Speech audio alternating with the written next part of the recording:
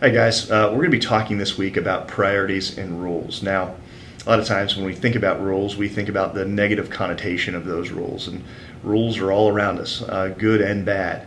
But there's no shortage of rules for sure. There's parking rules, there's driving rules, there's rules of the game, good and bad.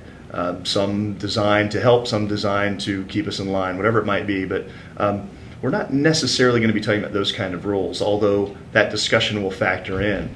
Part of the reason why rules can generally have a negative connotation around them is because we don't always agree with the rules, or they weren't rules that we established for ourselves. Somebody else established them for us, and we don't necessarily buy into them.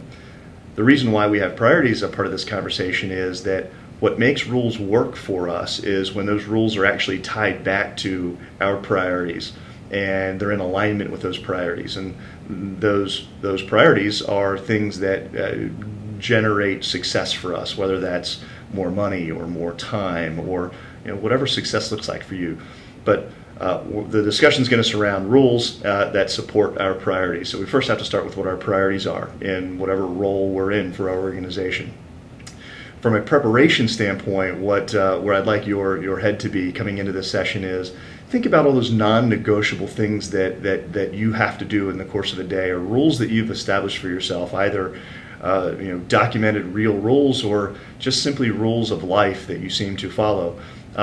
Come prepared to discuss those, what they are, why they're in place, and examples of how they've served you for the better or for the worse.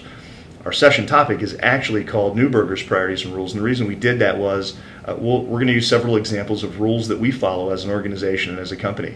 We'll talk about what the priorities are that we have for ourselves, the rules that we have, some of the rules that we have in place to support those priorities, and examples of how those rules have served us to this point, and some of the consequences of not following those rules. We'll have that discussion as well. So should be a lively conversation. Looking forward to it. And as always, if you have any questions, please feel free to reach out to me or anybody else in the team. Make sure you're fully prepared for the session. We're happy to help have any discussions with you that you might need in setting yourself up for it. So until then, thanks, happy selling, and have a great day. Thanks.